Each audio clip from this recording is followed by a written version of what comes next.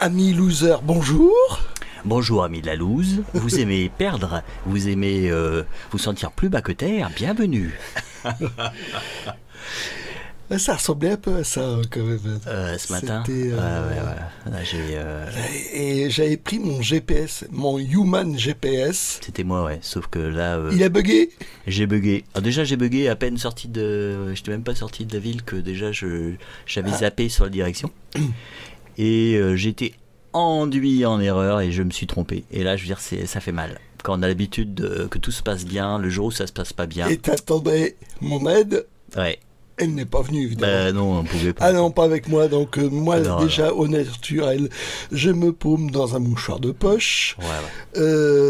Et Edsel Joe s'est retrouvé seul avec lui. Et au début, j'ai maintenu que c'était bien l'endroit où normalement ça devait être là, l'endroit que j'avais vu sur le site. Et en fait, non, c'était pas là. On est tombé sur un jeune homme qui était bourré.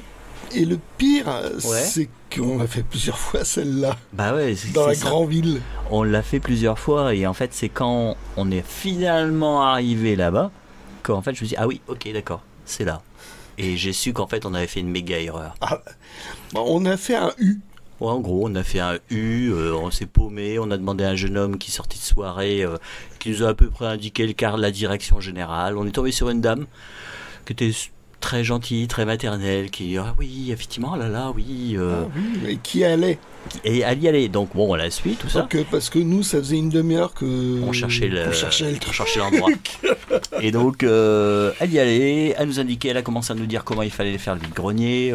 Toutes les personnes qu'on rencontrait à nous raconter, oh mais ils étaient perdus, je les ramène à bon port.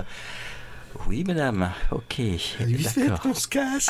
Oui, c'est ça. Il se fait qu'on chine. Ouais, c'est ça. Et donc, voilà, ça commence. Et là, je t'ai dit, là, des points, on va en prendre.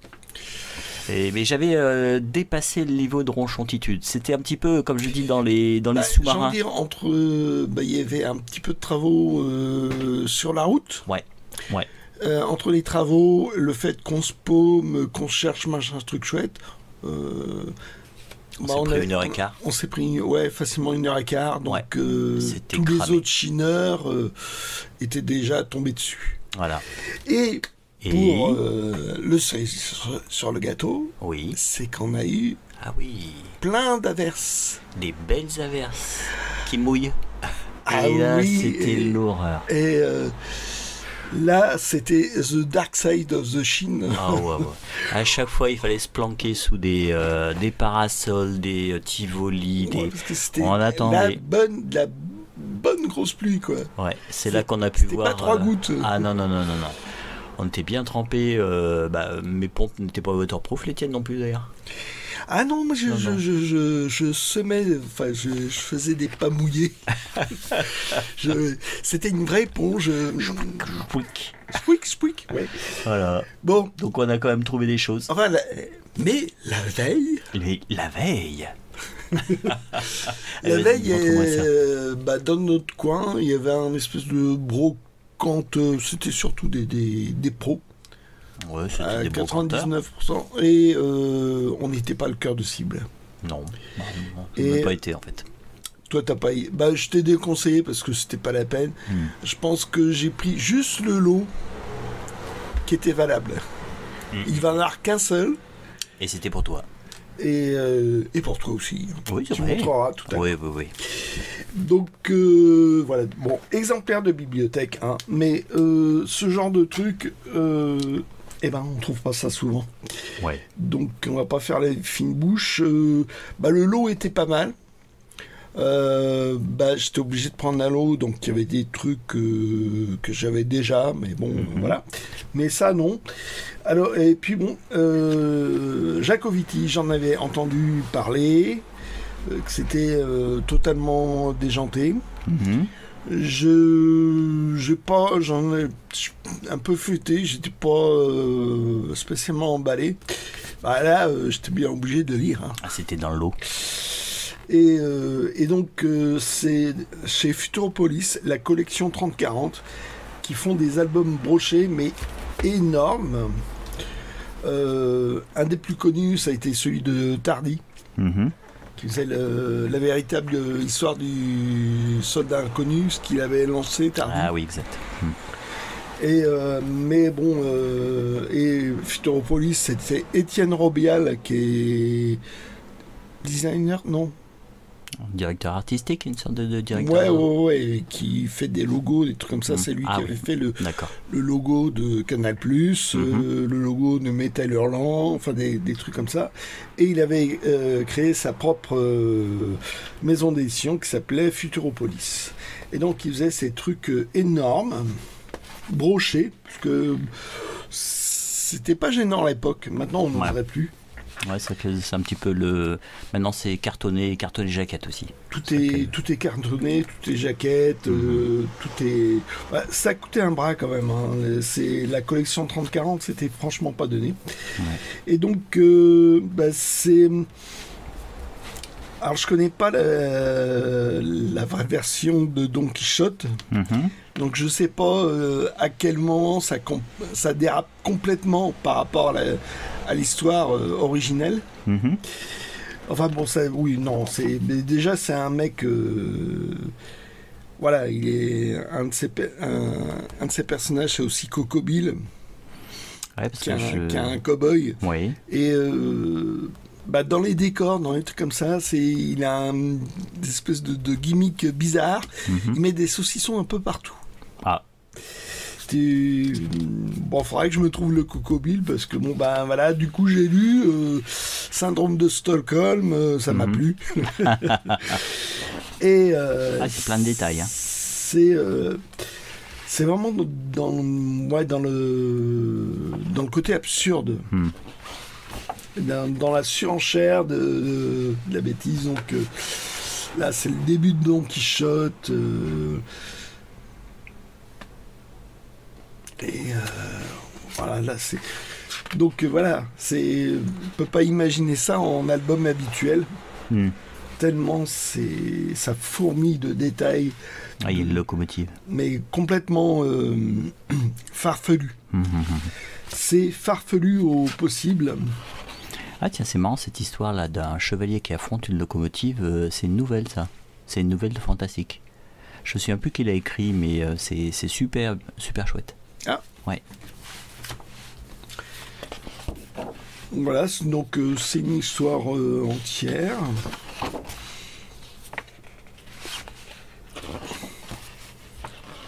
Et voilà, c'est complètement farfelu.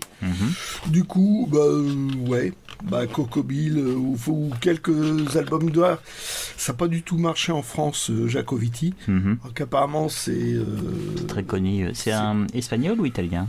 Oh, je dirais que c'est italien. Ça. Italien, je pense.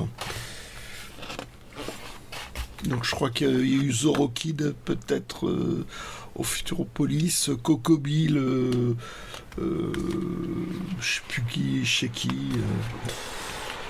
Et bon, voilà. Bon, cool. Donc il y avait celui-là.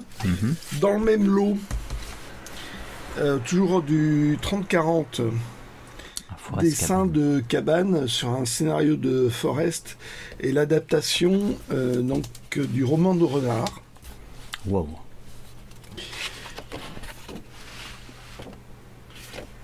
Et Forest, j'ai un peu de mal avec le dessin, mais des fois le scénar, c'est très très étrange. Alors, à ma connaissance, je sais même pas si ça a été réédité même en album normal. Enfin, donc voilà, c'est une adaptation libre du roman de Renard. Ah, c'est beau. Hein. Et il a j'aime bien. Il a une façon de faire des dialogues, Forest, qui est. Il y a un petit, je sais pas, c'est un petit côté à la fois surréaliste, poétique. Et donc, moi, je suis pas forcément fan de Cabane, mais là, c'est joli. Ah oui. C'est joli, c'est joli. Hop. Et ils sont numérotés, ceux-là? Non. Non. Il n'y a pas de numérotation. Non. Ça, par contre, c'est numéroté. Et donc, c'était d'une c'était d'une bibliothèque, quoi. Alors, c'est fou ce que peut acheter les bibliothèques. Ouais. Donc là, c'est Marseille par Michel Crespin. Donc là, normalement, c'est ça à l'origine, c'est aux Humanoïdes Associés. Et tu as les éditions Jonas à Bruxelles qui a fait cette grande taille-là. Ah ouais. Donc là, il n'est pas filmoluxé. Ah, c'est du plastique. J'ai fait un essai, ça s'enlève bien, même ouais. les. Par contre, il y a les traces, tu peux les atténuer, mais ouais. pas trop. Enfin bon, c'est voilà. Voilà, c'est un bouquin qui a été sorti en 870 exemplaires. Donc ça fait pas des masses. Ah non, c'est pas beaucoup. Là, je me demande même s'il n'a pas été signé. Ça y ressemble. Ça ressemble à du crayon. Ouais. Après que tu fasses gaffe avec la gomme. Avec ta gomme. Ah oui, c'est vrai. Voilà. Je commence à regretter celui que je t'ai laissé. Et donc, Michel Crespin, là, c'est du post-apocalyptique. Et il a une manière de raconter, ça se lit très très vite. C'est très... Il y a un côté... Ouais, c'est plus de l'atmosphère. Et il y a relativement peu de dialogue. Mais j'aime bien son dessin. Alors, il y a cette façon en noir et blanc. Et puis, il y a un côté aquarelle,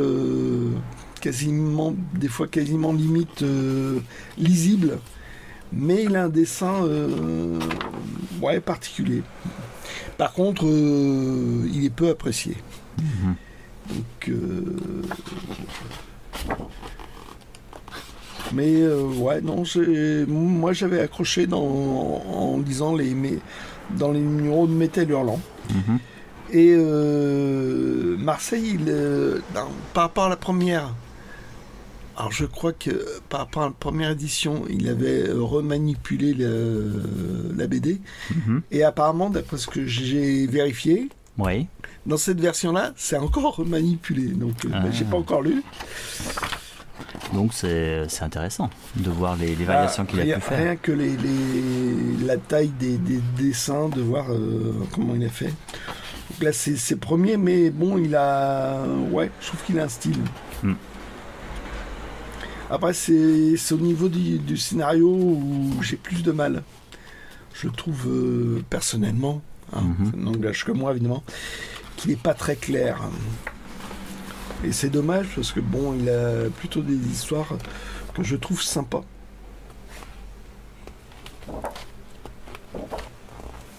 Voilà. Ok. Un truc que j'avais toujours pas. Là, voilà. Donc, Bilal Christin aux éditions Autrement. Les éditions Autrement avaient fait des livres illustrés, donc il y en a eu plusieurs. Donc ça c'est le premier. Donc dessin sur photo, des retouches d'images, où il intégrait ses personnages, où il bidouillait les photos. Et j'ai envie de dire que c'était une des premières fois qu'ils faisaient ça avec... il y avait un autre album comme ça qu'ils avaient fait qui s'appelait Cœur sanglant. Et donc autrement on a fait d'autres. Il y a eu Cabane, il y a eu Mézières qui en a fait.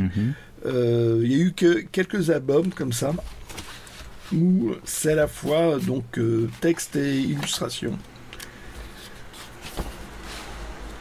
Et bon, là, vraiment, ouais, non, c'est la période que je préfère chez Bilal. Ouais, pareil. Je préfère son début de carrière. Hop. Bon, on va revenir au principal, au vide-grenier de la Louse. Vide-grenier à la Granville. Voilà. Donc, on avait 1h15 de retard sur le timing. Donc, en fait, c'est un peu chaud. C'est surtout qu'il y a eu plein de chineurs qui sont passés avant nous finalement, voilà, quoi. C'est ça. Et il y a la pluie. Mais bon, on a quand même trouvé des petits trucs. Hop, les Trix Brothers. Alors ça, c'est BD Underground sur un trio, je vais en dire des pieds nickelés, mais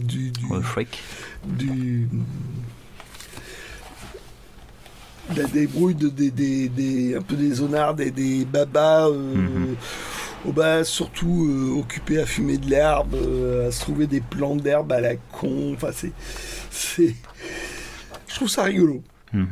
Ça se prend pas au sérieux. Et même on met le chat dedans. Donc il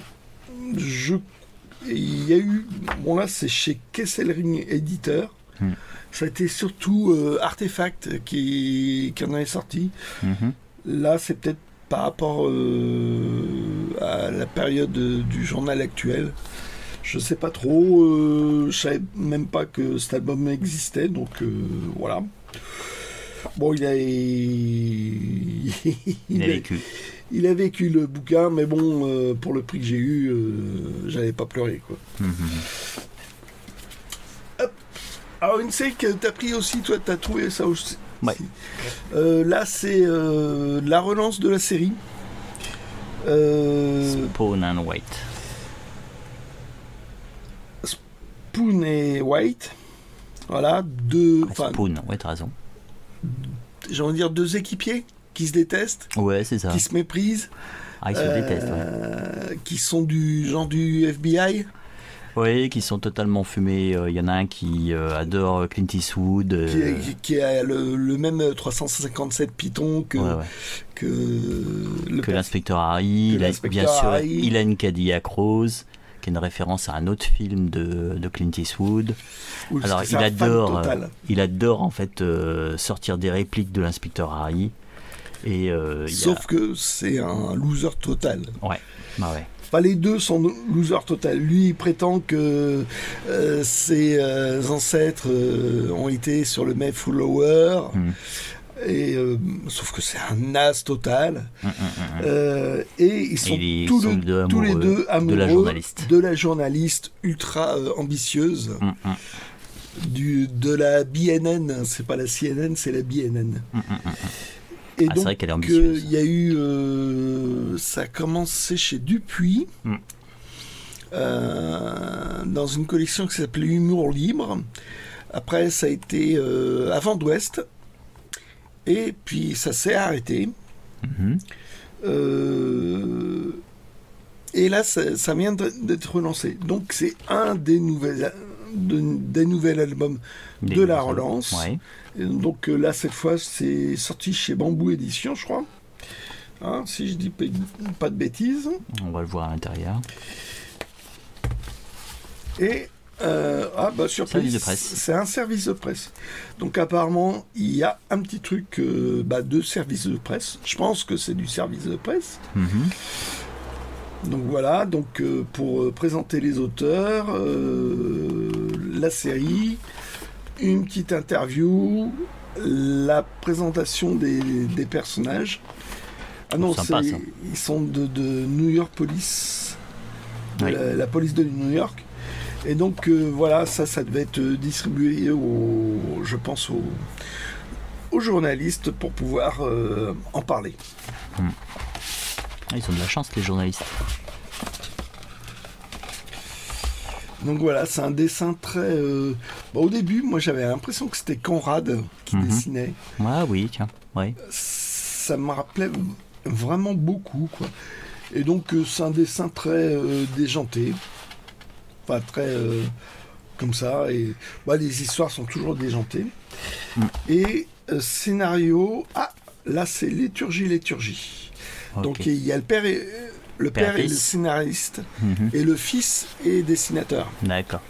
Et là, je crois qu'avant, avant c'était Yann, si je m'abuse. Je ne me souviens plus. Je sais plus. Tu as un dossier graphique là apparemment. J'ai pas encore regardé. Ah oui. Sur la première édition. Ouais. T'as vu, en fait au début je me dis tiens, il a pris l'humidité, mais non, c'est fait exprès. Ah ouais, sur les pages de garde, ça fait comme des traces. Comme des traces un peu de... Comme du gras, mais non. Ouais, c'est fait exprès. Et donc, il y a... Pas mal ça. je trouve ça chouette dans les premières éditions qui rajoutent des Ouais, suppléments. c'est sympa. Là, ça justifie que les premières éditions soient recherchées. Ouais. Ah, je l'ai pas encore vu le truc. Hop. Ah oui, ça fait un petit truc sympa. Ouais. Hop. Alors, on a collectionné des points.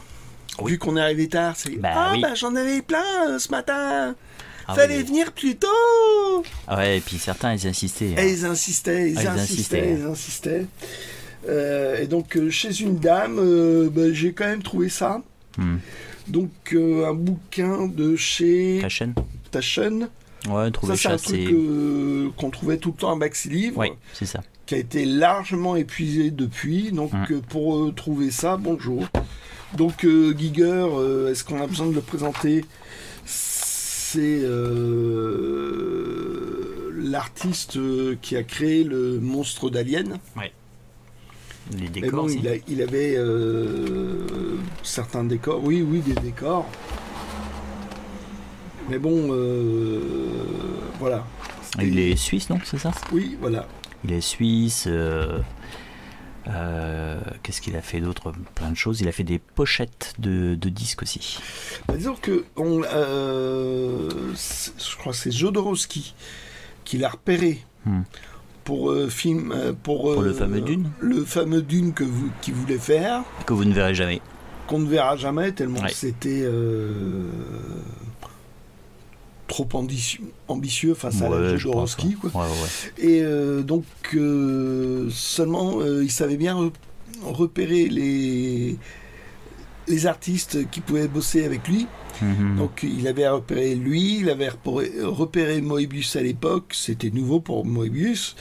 Il a repéré, il voulait faire musique par Pink Floyd, il a Chris Foss aussi, plein de mecs qui ont été ensuite j'en ai utilisé pour Alien. Plein de gens qui ont bossé sur Dune se sont trouvés sur le film Alien. Sur Alien, ou le travail qui a été fourni aussi, ça a servi aussi pour l'Incal. Aussi, ouais. Ça a servi une pochette de disque. Je suis en train de chercher le nom du groupe. C'est un groupe de musique progressive. Donc voilà. Donc c'est l'album Emerson, Lake et Palmer. Oui. Donc un groupe de prog.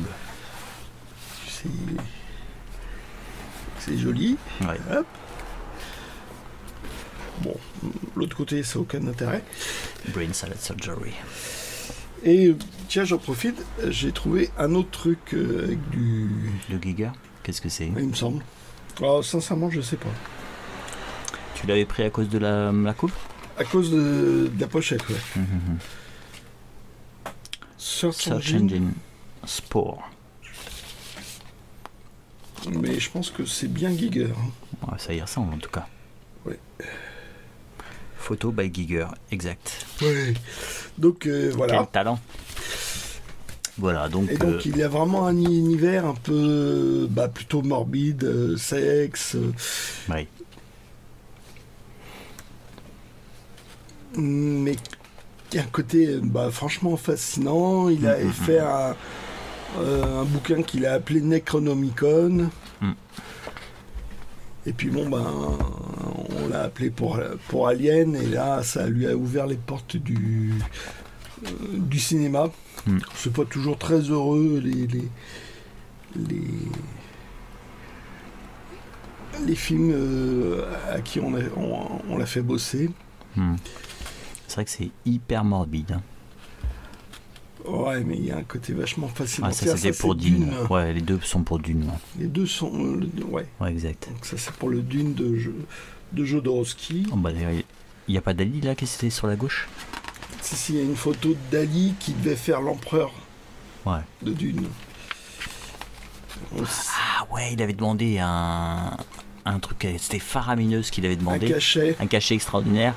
Et il y avait Jodorowsky qui avait rusé en lui donnant un rôle très très très rapide, ce qui fait qu'au fait il était payé à la minute. Ouais. Il avait un petit peu triché sur le, mais il lui proposait un salaire mirobolant mais à l'heure.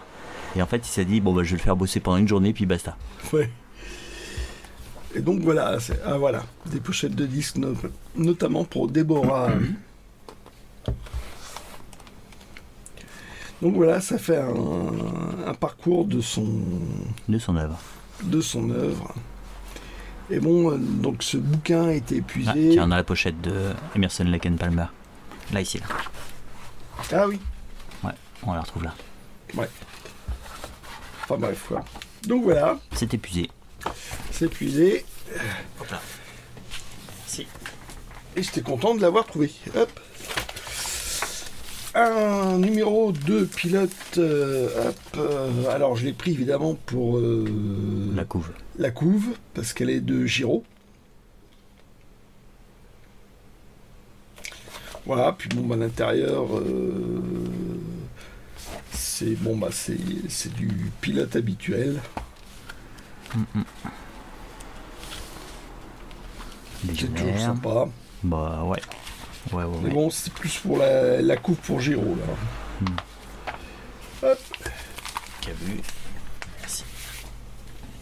Alors, noyé dans un cadeau d'Edsel Joe. C'était un petit cadeau. Petit cadeau au passage. Donc, c'était une opération chez Carrefour pour les 60 ans du personnage Astérix. Donc, c'était un album collecteur.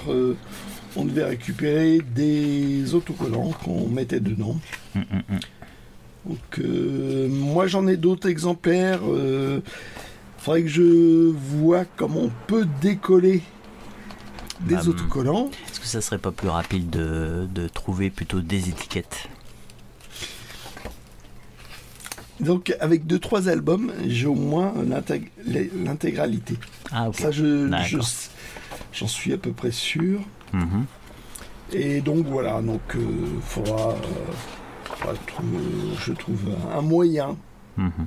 Un bricolage. Mais c'est vrai que les albums Panini sur Astérix, on les voit jamais en fait.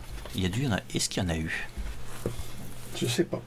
J'ai pas fait de recherche. Hop. Alors là, j'ai pris à cause du dessinateur Cyril Bonin. J'ai vu il avait fait des trucs à la fois policiers fantastiques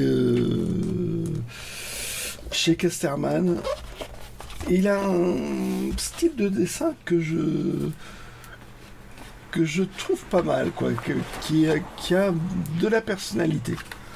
Après, on aime, on n'aime pas, et la série qu'il avait faite avec laquelle j'ai rencontré, j'avais bien aimé. Ah, c'est chouette, hein. Ouais. Ah ouais. Alors, ce qu'il y a... Après, maintenant, dans les derniers, j'accroche moins au niveau du dessin. Je sais pas, il a changé. Et je suis moins conquis. Et là, c'est une histoire en 2 albums. Évidemment, je savais même pas que ça existait. J'ai perdu le fil. Et donc là, apparemment, d'après ce que j'ai lu, ouais, c'est une sorte de machin à la Lupin. Comédie policière en hommage au roman d'aventure d'Arsène Lupin. Ah, d'accord. Donc il va falloir que je les recherche. Moi, j'avais cherché pour le dessinateur. Et puis bon, voilà. Bon, alors, un CD. Alors, je pense que tu devines pourquoi je l'ai pris. Bah oui, c'est Bilal. Voilà. Donc, disque et BD, moi j'aime bien.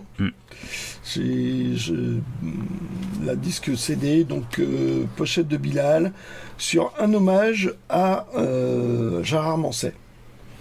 Donc, divers chanteurs. Il y a Murat, Nilda Fernandez, Alain Bachung, Francis Cabrel, Françoise Hardy. Tout un ensemble. Il y a Brigitte Fontaine, Dick Hanegaard, qui reprend du Manset.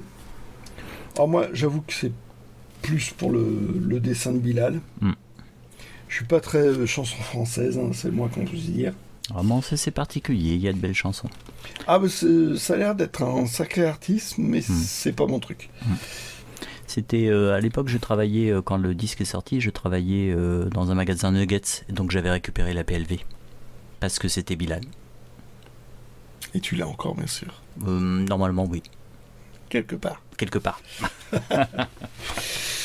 Alors, là, ça s'est fait sous une bâche. Ah ouais, c'était Parce incroyable. Il y a un moment donné, on commence à farfouiller un carton, et ça se met à tomber. Et donc, il fallait que le vendeur couvre ses livres, ses disques. Voilà.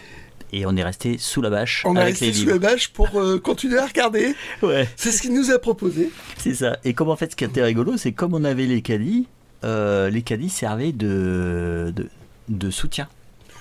Je sais pas si tu as remarqué, les caddies en fait servaient de pied comme une tente, quoi. Ouais. Ah non, et on était chacun en train de regarder nos piles de bouquins. C'était folklorique. Ah, ça a été. Sur le moment, c'était pas drôle, mais avec le recul, ça deviendra marrant. Oui. Un de ces jours. Quand on s'en souviendra. Moins. Dans 10 ans, peut-être. Voilà. On trouvera ça drôle. Ouais. Et donc, il avait l'intégralité des Tarzan sortis aux éditions spéciales. Donc, une maison d'édition qui était chez Lattès. Et donc, ils avaient sorti une douzaine de romans. Ils les avaient. Ouais. Ils faisaient qu'un lot. Ils ne voulaient pas dépareiller, ce qui pouvait se comprendre. Sinon, il n'aurait pas vendu le reste. Ouais. Donc, j'étais obligé de prendre de l'eau. Et en rentrant chez moi, je me doutais bien que j'en avais déjà. Donc, j'en avais déjà 6. Moi, je pense que ce sera pas pour tout le monde. Pas perdu pour tout le monde. C'est bien ça. C'est bien les doubles. Ouais, suivez mon regard. Mon regard, là. Mon regard. Ouais, voilà, c'est ça, regard. Ah, t'appelles ça un regard. Donc, Hogarth, l'illustrateur. Ouais. Donc, c'était un... Là, je sais et donc, l'auteur historique est Gary Rasbeyro. Voilà. Et ça allait dans tous les sens. Hein.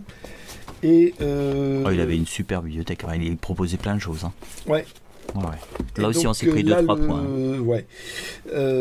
Donc, Tarzan, dans le monde de Pellucidar, qui est un autre truc de Rasbeyro. Et hop, il en avait 2 tomes. Alors, je ne sais pas s'il y en a eu d'autres chez Cœur de la Terre. Édition spéciale. Il faut regarder. Voilà. Et ce qui est sympa quand même, c'est du Druyet. Ah, c'est Druyet. C'est Druyet, et c'est une technique qu'il n'a pas gardée. Hein. Ce genre de couleur. Ah, ça, je ne savais pas que c'était Druyet.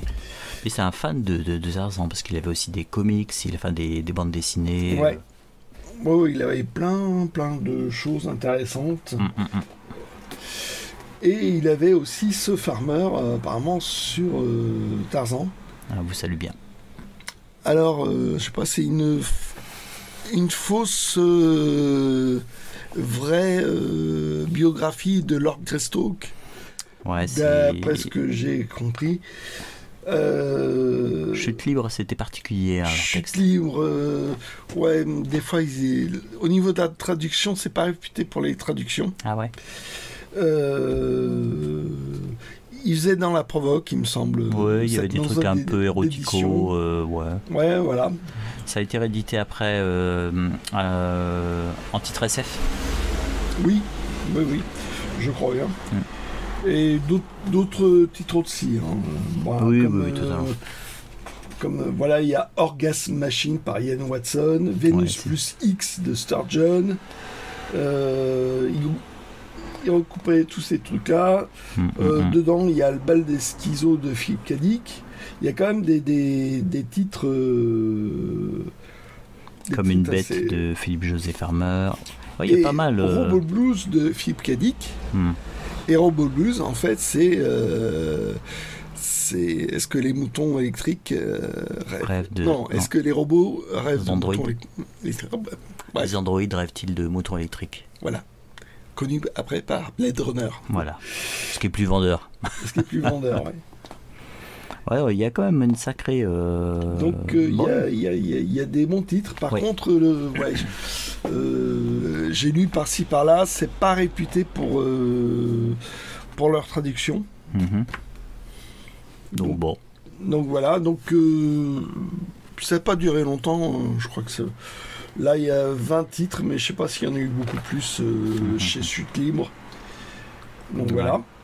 Et il avait aussi un Jeanret. Harry Dixon, Jeanret.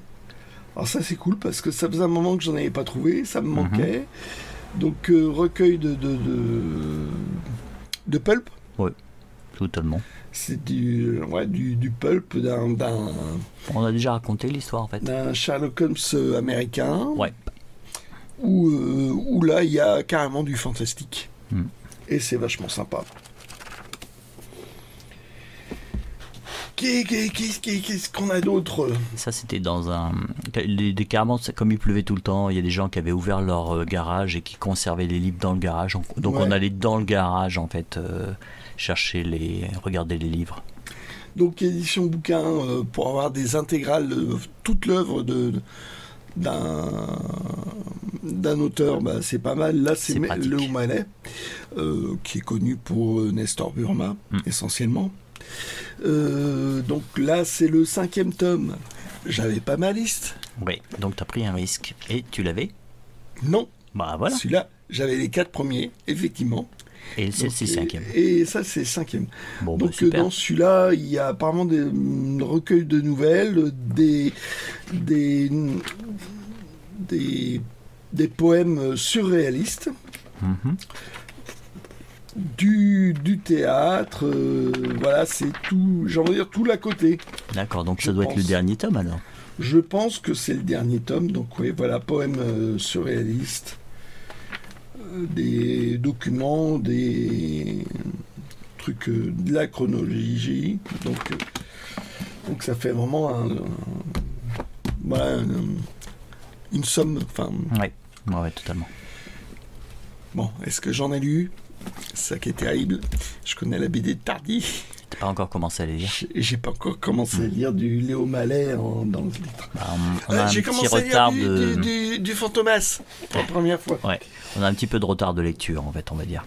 Oui, non, on a juste une pile à lire, une pile à lire. Façon Tour Eiffel, quoi, je dirais. Oh, j'y pensais.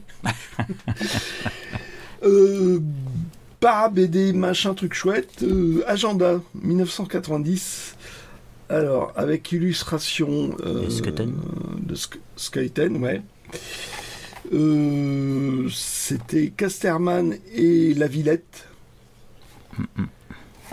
Voilà, et puis à l'intérieur, c'est très bof.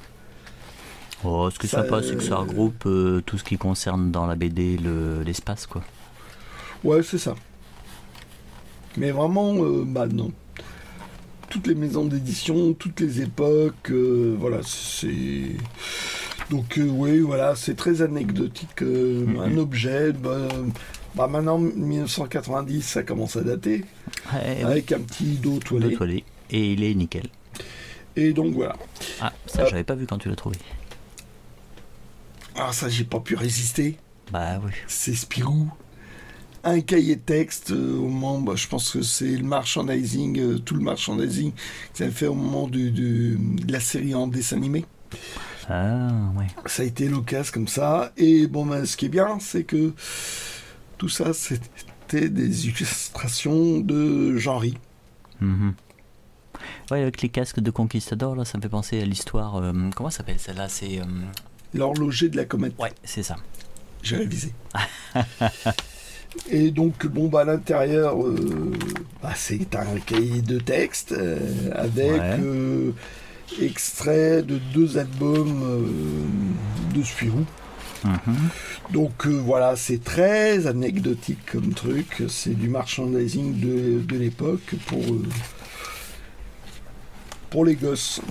Ouais, ça permet quand ils s'ennuient en cours de lire au moins une planche, quoi. Ouais, ils doivent connaître l'histoire par cœur. Ouais, je te confirme. Dans mon livre de français, il y avait 2 pages sur le bouclier d'Arverne. Je les ai lues, ces 2 pages. Voilà. Donc, voilà, pour moi, ça va être ton tour. Yes.